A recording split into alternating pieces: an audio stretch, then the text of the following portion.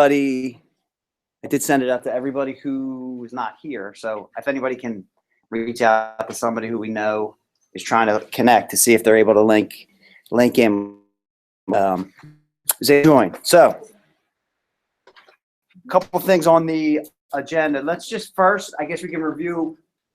We met on Wednesday during the early dismissal. We had Ed Monahan and Colleen Haydeman there to review some things related to homeless and foster reporting and communication. Came out of that were important, and actually came out of a previous meeting we had with Shane Burrows, like this now, Bywood, where we learned ESSA. ESSA is the new Every Student Succeeds Act. Provisions that are part of that, one of the things that's in place related to homelessness is, and a family who is identified as homeless, even if it's just one day, and then in that same year finds permanent housing, that original school district is, I shouldn't say is responsible. That family has the right and the choice to remain in that school district and receive transportation for the remainder of that school year. And we have a situation, ironically, happened. Well, we want it to happen because we want these families to find permanent housing. That's what we want for them. But it's a situation for us. We have a family who was identified as homeless in the first few weeks of school and has now found permanent housing in Fulcroft School District. So we're on the hook in terms of the family has the right to remain at Bywood and receive transportation for the remainder of the year. Challenging about this is when we talked with Shane about this, there's no money, there's no additional funding coming down for that. I mean, that's on us, the individual school district and the taxpayers to, and for that to, it went into effect October 1st, just last week. So for that to change and to be in place, we didn't plan for that. We didn't budget resources for that. So we just have to make do. And it's definitely an interesting situation. It's going to be challenging for us to do that, but it's part of the part of the protection and part of the law in place. So that was something that we found out a few weeks ago. We discussed when Shane came down, and we also discussed it last week with the elementary. But I wanted to at least make everyone aware of it, so you're aware of the situation. So how we handled it in the Bywood situation is we have a conversation with the family and to try to find out, okay, what do you want for your children? Because that's a big piece of the discussion with respect to homelessness and foster. What does the family want? What does everyone, let's say, involved believe is best for the children? And in some cases, maybe the family wants to school in their new neighborhood where they now have a permanent residence. Other cases, maybe not. They want to finish out the year, depending on the timing of the year and I guess the different circumstances. So just keep that in mind. I think it adds a new layer.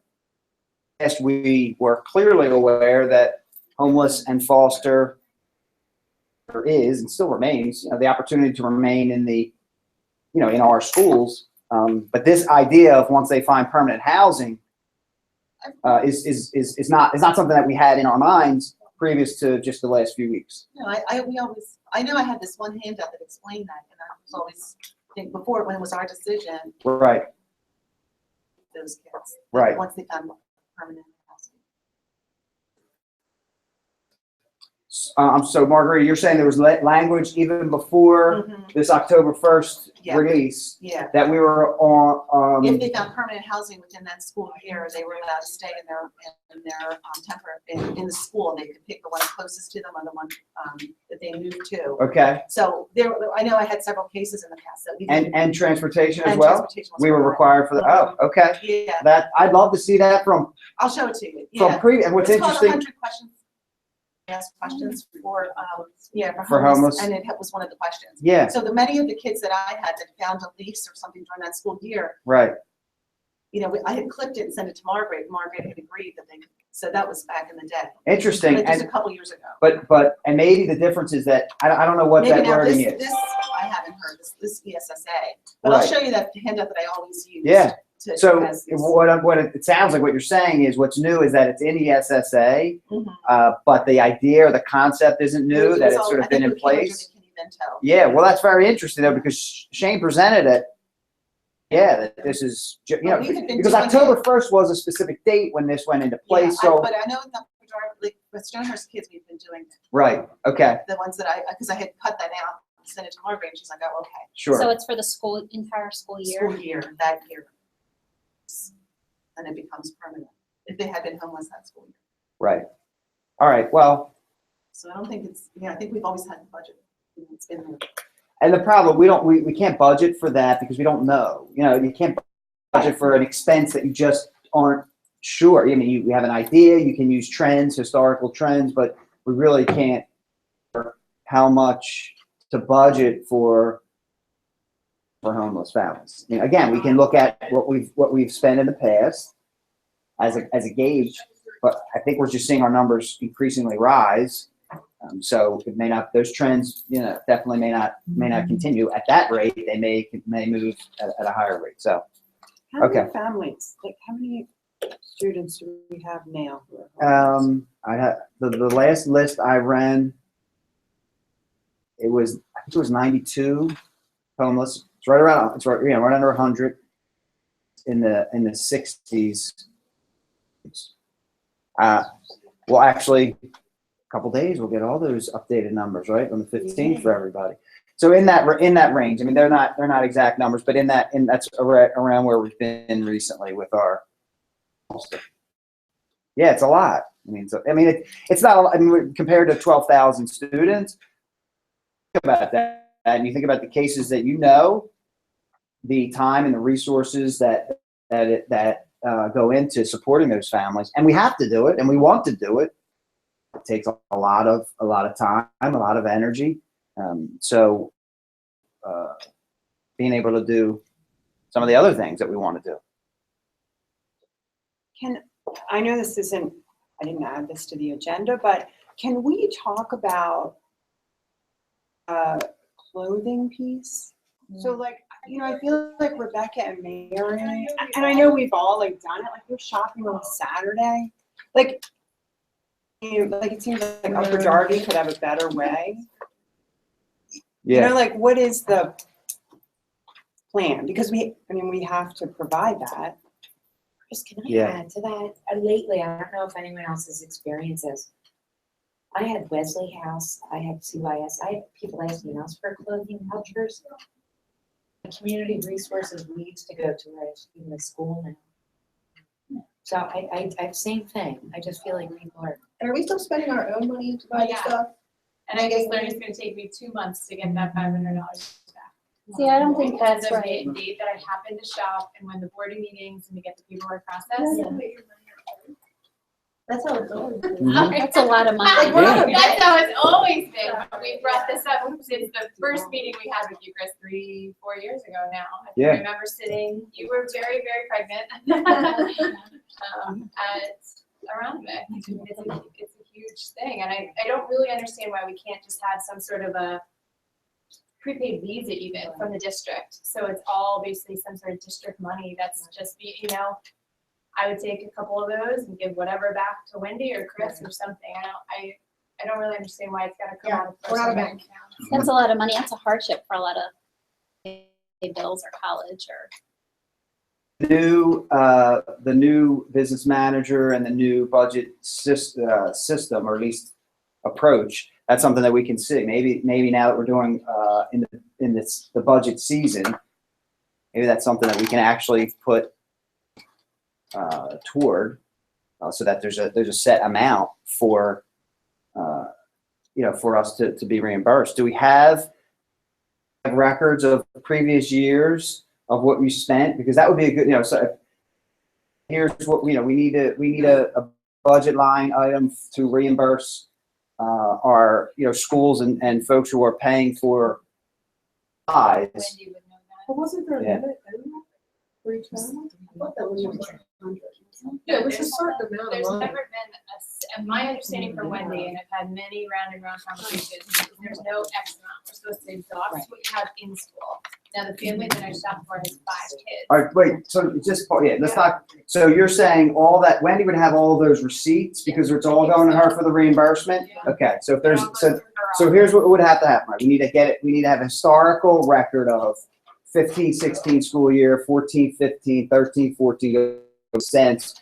And here's the trend of what we, workers for the supplies and that we bought for homeless families to get, and then put that right in front of people and say, here it is. Here's what I'll say. This is what we would recommend. And say, where's that coming from? I don't know, but we've got to have that discussion. I don't know where it comes from in the past years. I'm not worried about, but to streamline the process. I mean, he's probably doing one big shop a year. Even. Why is this So- crisis oriented? If you figure 92 families, it's $100 per kid could be needed. So we need like $1,000. Yeah. I mean, because. So the concern isn't so much that the reimbursement's not there. It's the timing of it. And that we put it out So front you when put it we're out a of your own loan or a pocket. bank. I mean, I cannot put out anything else right now. Budget wise. And I'm okay with it, but when I realize it's gonna take 2 months to get it back. Yeah. So the question is more a quicker approach, a voucher, gift card, or something that you have, or a quicker turnaround for. And I don't know that is going to happen. Turnaround. So maybe the first option is the more, Yeah, it shouldn't- efficient. It should never mix with our bank account, our What if personal your money. personal records has been increased? Not be attached to that.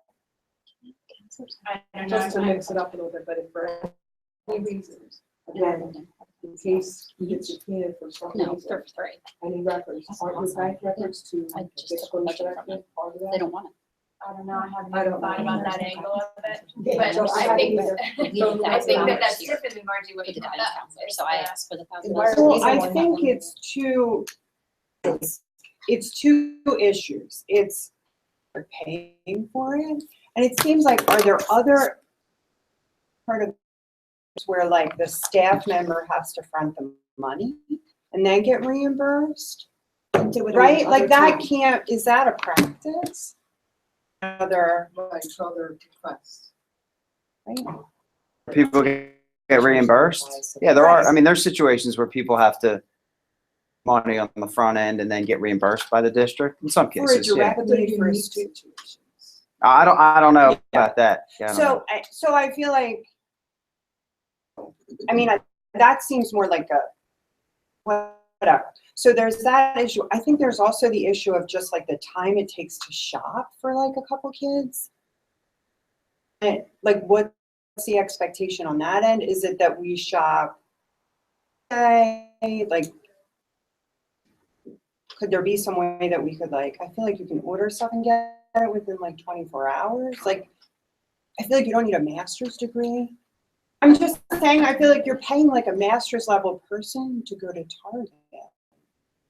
Just doesn't seem like a good, yeah, like I feel Well, and like, that's, I feel like gives families vouchers, clothing voucher. And they can go do it So that it's themselves. all on the family, Yeah. and it's a set amount, and it's per child.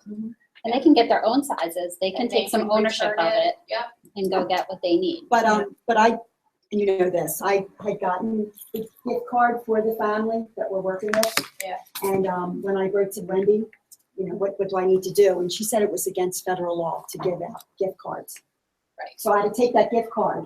It's Being with candy it. at Christmas time. So we give gift I cards bought out at candy Christmas maybe time. at Christmas time, and I was, because that wasn't part of it, it was $5 game at Walmart, so no problem, I took care of it, but if I could have a list of exactly what went out, socks, underwear, right, but, exactly what, and something like that, then I'm out of the realm. So if a list of what would be approved, that would be cool.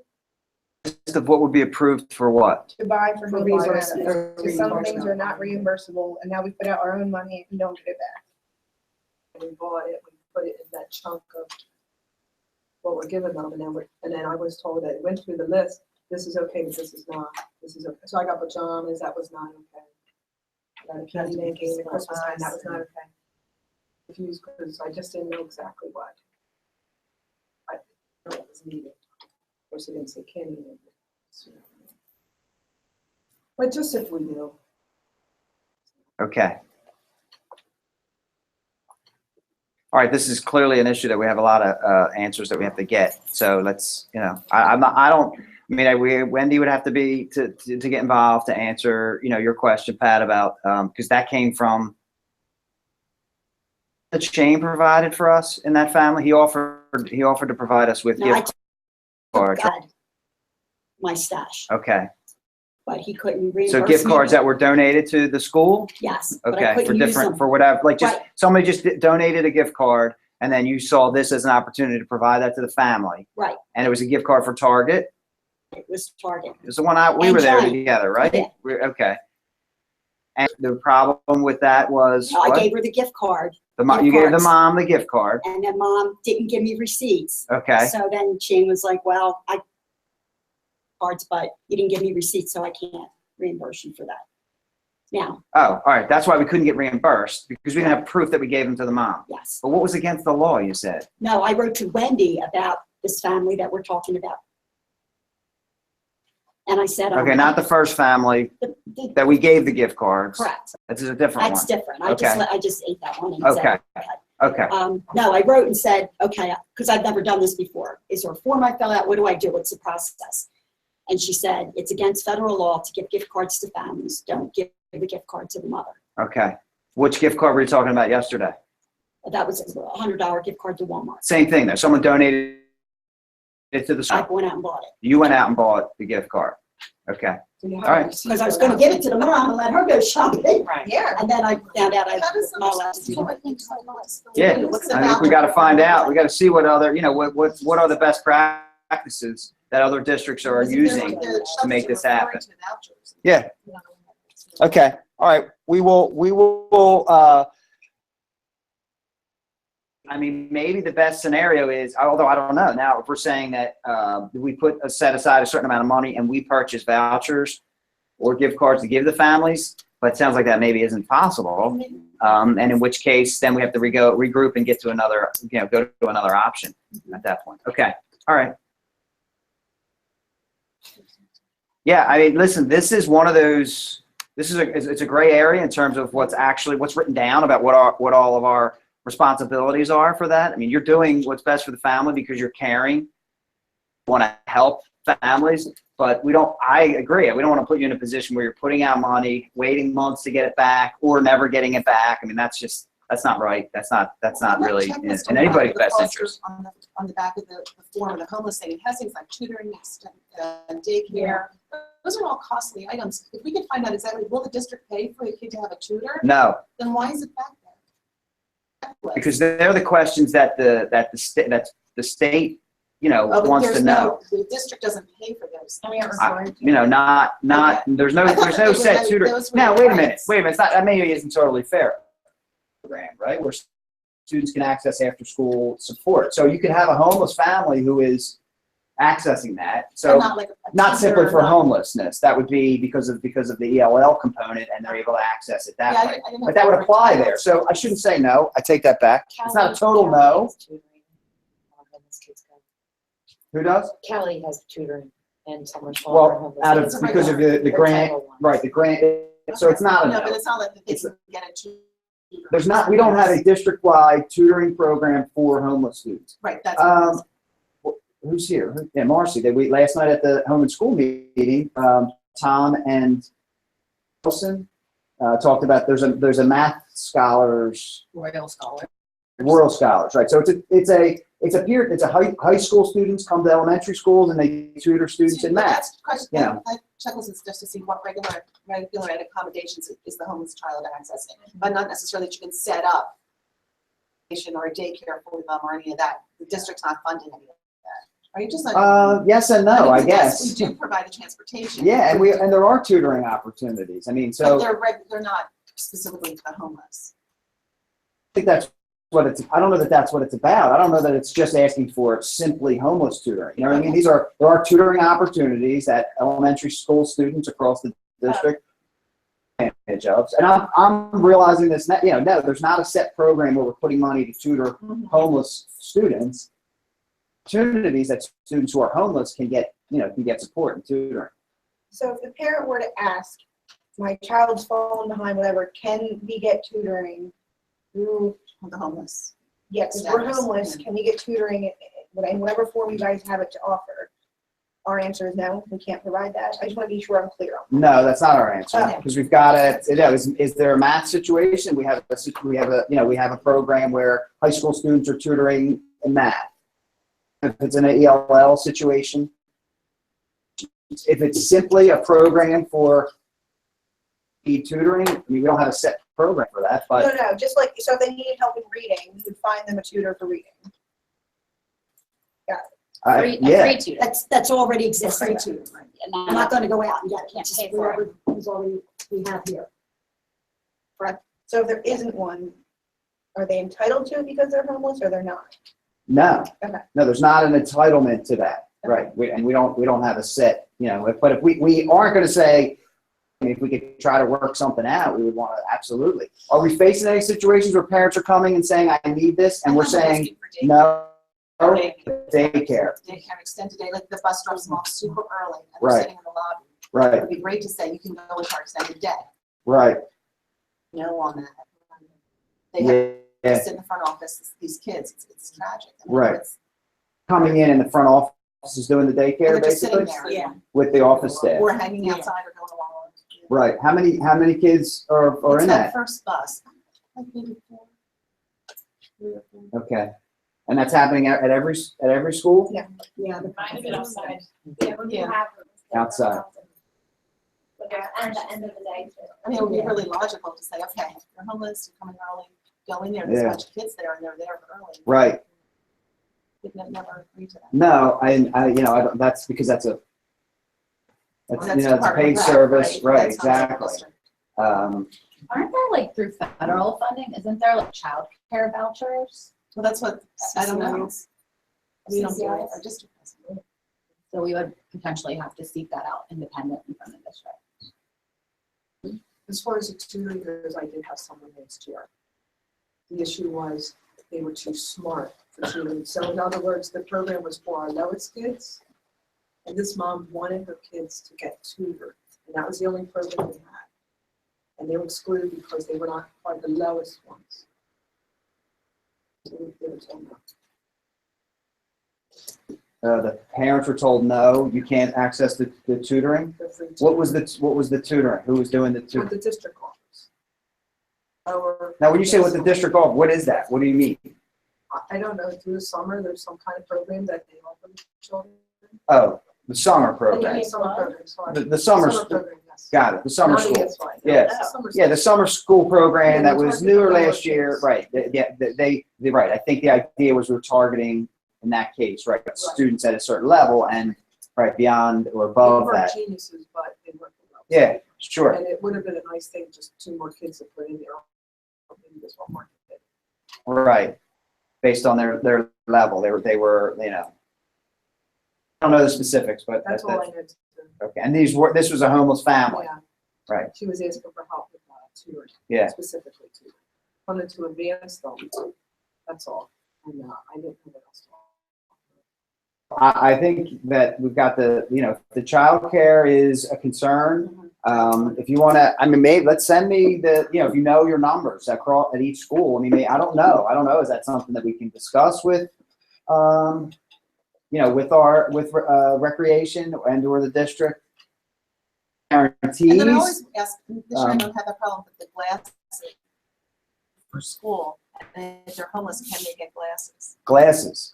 The Lions Club, I haven't been Yeah, able they- to figure it out. And And they're there's the all- Lions Club always pays for it, but Yeah. I can't find the Delaware County Lions Club. It's an older man. Yeah. It's really hard to get in touch with them. Yeah. But I feel like that's one of the things they do is provide glasses. Yeah, they have a Yeah. Eagles coming and stuff. So there are 2 things, right? I don't know. Did your nurse contact you at all about the Eagles? Yeah. Oh, Eagles Brittany. fan. Okay, good. All right. And But then they there's said- also Said that there's only 20 kids in the Right. entire district Right. getting classes from Correct, Eagles. that is so- true. It's not a big number. Yeah, it's However, like there's also the PCCY Give Kids Site Day, which is right around the same time. Is that at Will's Eye? I'm not sure. We can get that information out to everybody again. But it's coming up. It's within the next couple weeks. So there's that opportunity as well. To point, I know that the Eagles is only is limited and capped at 20, Yeah. so it doesn't give us a great number. It's a cool, it's definitely a cool idea. It'll be part of the community day. The good news about that is that more, the numbers beyond 20, we can try to point in the direction of the PCCY. So we'll make sure if you know specific families who need it, who are not on the Eagles list, we can say, here's another opportunity. Is there any way Okay. that we could try to get the name of like the person have on the line? Oh, I yeah, have the give the site information. Give Kids Site Is Yeah, Day. it is, hold on a second. It's, at Will's Eye Hospital on Saturday, October 24th, from 8:30 to 2 p.m. Website, so you can, go on there, and it says, free eye checks and glasses to Philadelphia children. So you might want to read a little more into that. Is it the 24th? I think the 24th. It is a Saturday. The 24th is? Wait, hold on. No. That was last year. Uh, I don't know why The that came up. 22nd is a Saturday Hold this on. year. I saw it again. All right, it's Saturday, October 29th, 2016. Yeah. For Philadelphia children. It says, yeah, but you can go on and look. Some of our homeless From children Philadelphia, in hold on. Philadelphia now could get it. It says for children 17 and under from Philadelphia and surrounding counties who have or not have had past eye exam screening. And there's a number and a website to check it out. In a bunch of different languages. Yeah, I think. Registration No, give. deadline was October 2nd. Okay, forget that. So you guys can forget that. But for next year. And Margarita, the subsidized daycare, did your parents try that? Because we've had a couple people do that and qualify for subsidized daycare to go to our daycare here. Homeless kids that are sitting in the lobby to apply for the Well, subsidized the daycare. parents, yeah. And then what about that? Is that CSS or CS? or whatever it's called? I just looked up subsidized daycare. Okay. I'm not good with all that. Yeah. I just, And then they could get approved because they come with status. I don't know. They only take so many at a time. Like before, our daycare here in Upper Darby only took so many subsidized daycare kids because you're not getting paid the employees. We also had, last year, we went round and round with a family for kids. And I know this isn't like, we can't do this across the district, but we ended up just paying for it. I mean, it was like $59. Who's we? Frank Newman. Oh, Yeah. okay. I mean, it was, we went round and round with the family. The kid couldn't see. We were trying to like see if we should evaluate her. Okay.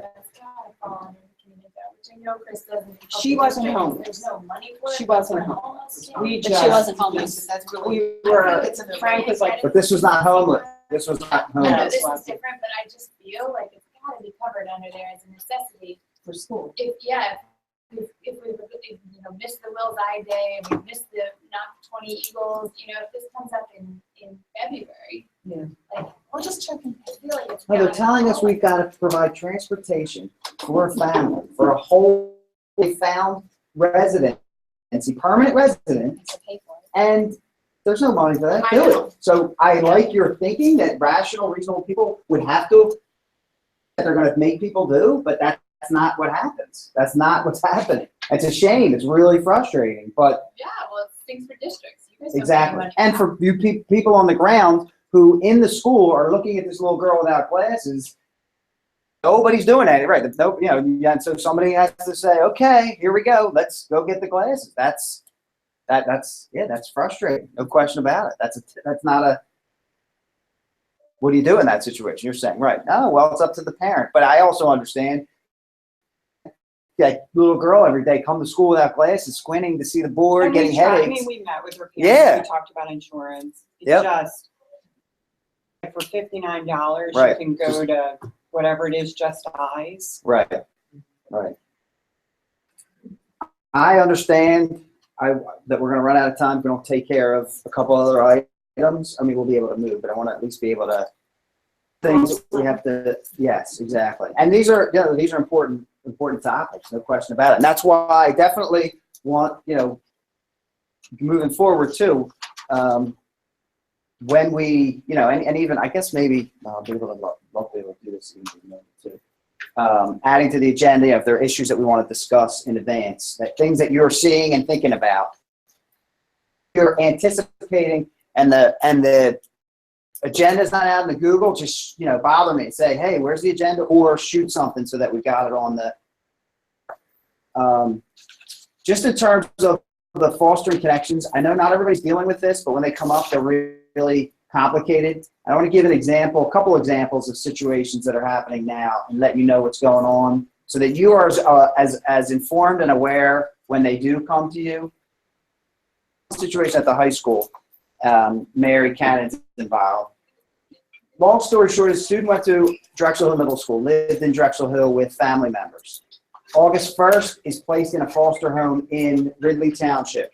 We don't find out about it until August 27th, I don't know, late August, so almost a month goes by. There was a mix-up in terms of communication to the school. Long story short, the child comes to Mary, and Mary's, you know, and you know, it says, this is my situation, and she's upset because it would have been nice to know in advance, which it would have. I should have communicated that to her sooner, but I've learned, and we're going to do that differently in the future. The problem in this case is now, at Arby High School, child lives in Ridley. I talked to the foster mom who was, you know, this is back in August, like it would be best for the child to remain at Upper Darby High School. That as well. Ridley's hemming and hawing, not that they're not cooperating, but they're not really sure what it means. What are you talking about? Pay for the education. So they're not really part of the process and helping. What's that? Well, they're hoping they're hoping that we go away. Correct. Added piece now, child gets involved in a serious discipline violation, is now being expelled. Now we're talking about outside placement. So it's an added cost. So we're not just talking about Ridley reimbursing Upper Darby for, you know, the regular tuition, $51 a day. It now is a much higher cost potentially because of the added piece. Problem is that right now, what do Upper Darby, I'm pupil services, there's an assistant superintendent, solicitor board. What do we do in terms of what's best for this girl? Because we want to do what's best, but we also, Upper Darby shouldn't be paying the tuition for a Ridley resident. And that's the challenge. And is our solicitors talking to their solicitor to try to work out the situation. What I'm learning, and what I have learned is, we had a situation at Garriford last year. Laura it was a great situation with Chichester. We had two little girls attending Garriford, placed in a pre-adoptive home. They're going to school in Drexel Hill at Garriford, living in a Drexel Hill foster home. They're in a pre-adoptive home in Chichester. Chichester got it. We had an understanding. Stay at Garriford for this year. At the end of this year, they disenroll. They register in Chichester. Chichester paid us for the year of education that we provided these girls while they lived in Chichester. So it's a district because of the district's understanding. So that was a situation that worked well with Chichester. They understood it and they got it. Right now we're finding concerns with Ridley because we got to talk to the state. We got to find out what's going on. Is the timing of everything, because these children are staying in our schools. Two, because I want to be able to say, let's talk and find out what's best for this girl. But at the same time, I have to report back to, you know, the business office and the taxpayers, and we want to make sure that a child who is living somewhere else and attending our schools, everything's, you know, on the up and up. And if the other school district isn't agreeing to pay, then it becomes a situation where potentially we're paying for the education of a student who lives somewhere else.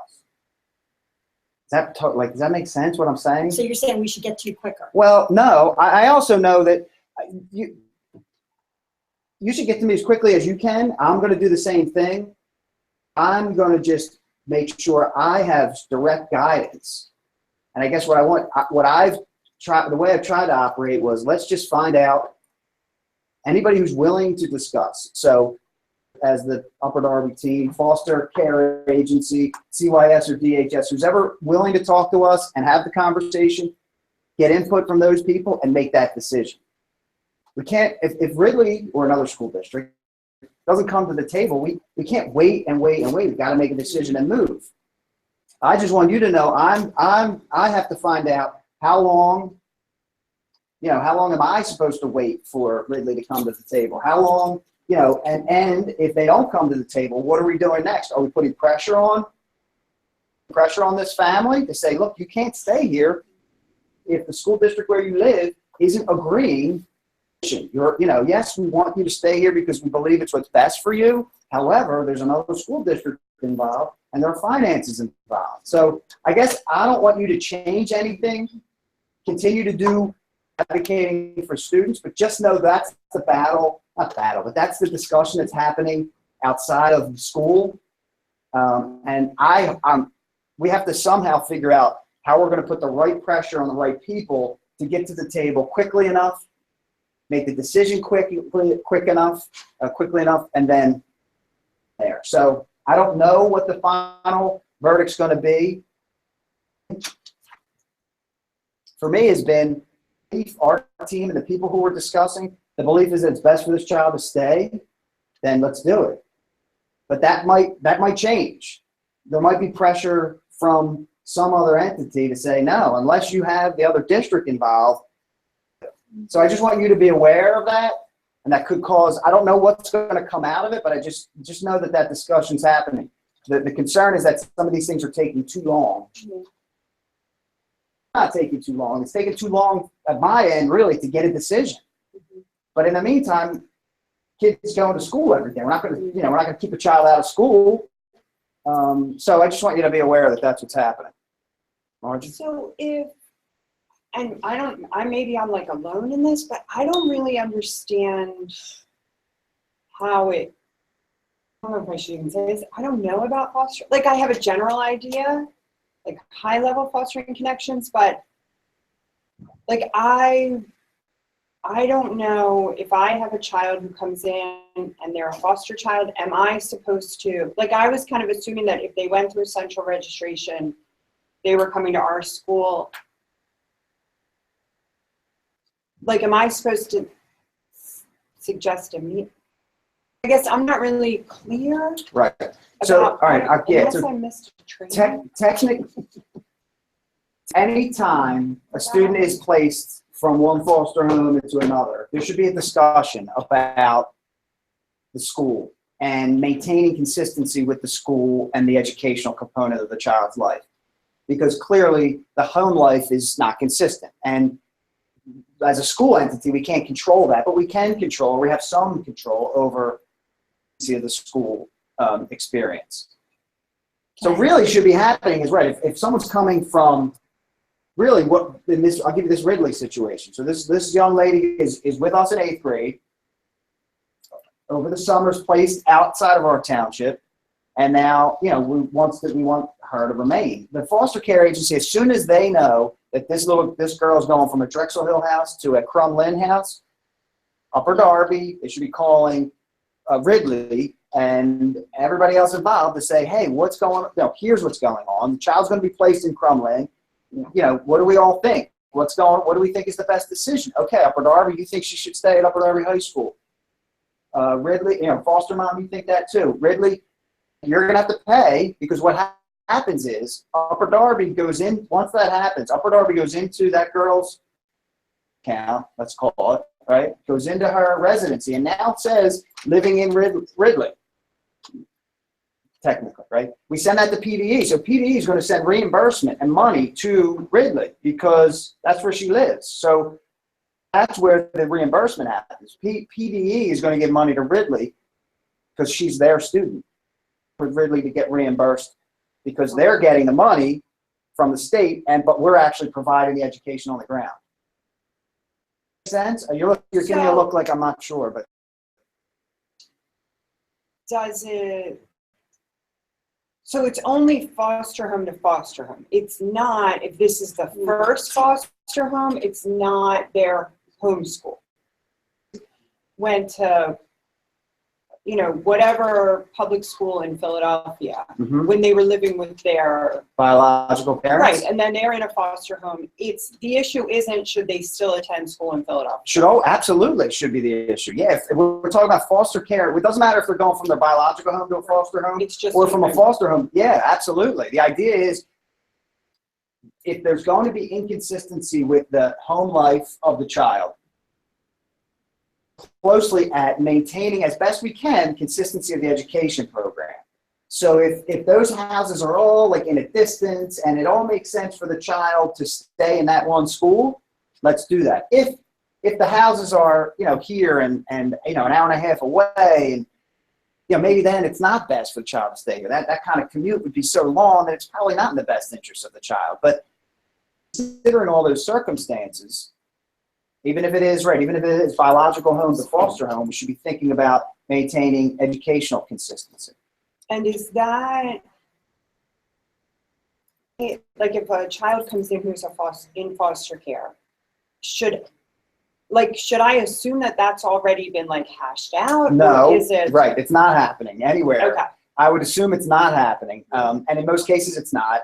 I'm talking about the ideal, and this is the frustration from Dan McGarry, and I understand. He's saying to be what seems like to be the only district who understands this and follows the rules. You know, and not in a sense, but there should be a meeting, a discussion about those children and what's in their best educational interest. And that's not happening. So the foster care worker who was working with this girl who was at Drexel Hill, living in Drexel Hill, and then goes to Crumlin, didn't think to call Upper Darby That's the or problem. Ridley. You don't call us. No, You don't know exactly. where they are. Absolutely. They don't know that that's their And then- responsibility. But then I tried to reach out to a parent, and once she figured out for Fostering Connections why I was calling, like she was great the first time, and then she just ignored all my calls. Sure. Because I finally was like, we need to have a meeting to Right. discuss this, because I had to say something for her to call me Yes. back, and she just stopped And, calling me and back. this situation's a little different, Stacey, because this student is now living in Upper Darby, so Move back in. came back here, Yeah. right? Yeah, exactly. So in terms of who's on the hook financially, well, it's a resident of Upper Darby, so it's going to be us anyway. Really, what the other school district should be calling, saying, "Hey, one from this place, is in this placement, this approved placement, this neighborhood to now your neighborhood. We just want to make sure you're going to keep that the same because we really think that it's best for this child to stay in this placement." They didn't call, none of that. None of that's happening with us. They're not telling us any of that stuff. They're not saying, we really want you to maintain consistency while that child lives in your district now in a foster home. So, yes, there are players and pieces of this puzzle that are just not contributing to it. I did have it, when I talked to Deirdre Gordon, I know you're waiting for this. When I talked to Deirdre Gordon about a month ago, I talked about two things, the 911 call and this as well. And I said specifically, can you help us? We just want to get the word out to your people as well as the foster care agencies, to try to communicate. She was on it. She said yes. I mean, I will follow up. She has an educational, I'm going to say liaison, but someone in her department who focuses on education. She usually does a good job. Yeah, she met with our team a couple weeks ago with the whole 911 piece. I wasn't there, so but I would love to have a DHS representative too, somebody from there. Now and there's the CUA, so they've got so many different agencies. Hard to get that word out to everybody. But Marcy, we're waiting. So to kind of get further clarification from what Margie was asking. So when somebody comes to us and says that they're in foster care, if we're the first one to get the phone call, we're sending them to central registration to change their address. So then are we calling you to kind of start this fostering connections process? Yes. So that's the step. If we know, if it's a foster or homeless, right, where now they're living outside Upper Darby, that's where I need to know, because when Colleen, both of these situations, when she has a family come and saying, I now live in Philadelphia, or I now live in Crumlin, or I now live in Chester, the first thing is, well, now you have to go to school there. She knows that that's not always the case. conversation with her first and say, look for this family, here's the situation. And then when we have that conversation, then she knows she's waiting for the family, she's expecting them, she's expecting to hear crumbling and not panic and say, you got to get out of here. It's going to be a different conversation. So, They don't right. always tell her. They don't say. No. They don't say, No. this is a foster. So when you know, when you know that when it's Upper Darby, well, and there's a situation too. We got to be careful about the schools. What school are they currently attending? What school do we want them to attend in the township? Because it's not a taxpayer thing, but there's still sometimes our families who move from one school, Garriford, let's say, to Stonehurst, and we've got to make a decision over stay, or do we want the child to go to the new neighborhood school? So in all those cases, let me know if it's involving a change of school. One layer, the other layer, even more, more concerning is the actual community where they're living. 10:15. Let's pause. Does everybody have some more time if we just move to the conference room? Does everybody have to go right now? 10:30. All right. Well, that doesn't give us a lot of time. Sorry, let's bring up a point that feedback I'm getting from foster parents and from Philadelphia. I had a foster parent who had foster children from Philadelphia, and her main thing was, I'm a taxpayer, I have kids here, I'm not negotiating financial end of things. It's just like an exchange student, and I think historically that's how it always worked. Like having worked in the foster care system, kids would get placed, you immediately enrolled them. Seemed really jagged, I guess. I guess what Stacy said, people when you start talking about who's gonna pay for what people, I feel like they get very insulted. They're taxpayers, you're taking kids in, like why do you need well, That's what I wanted. Wait, time out. Hold on. I'm not sure what you're saying. the foster parent Who lives in Upper Darby? These are the Yeah. our foster That's not- No, we're not. That's not what we're talking about. No, if they live here and the child now lives with them, there's no problem there. No. Yeah, there's a resident foster and Yeah. a non-resident. All right, so let's do this. We're gonna pause. We can go to the conference room. If you have to go, by all means, we'll continue to record. If you can go to the conference room, we have the conference room. Oh my gosh, look at these two. I can't even believe it. My friends from Hillcrest.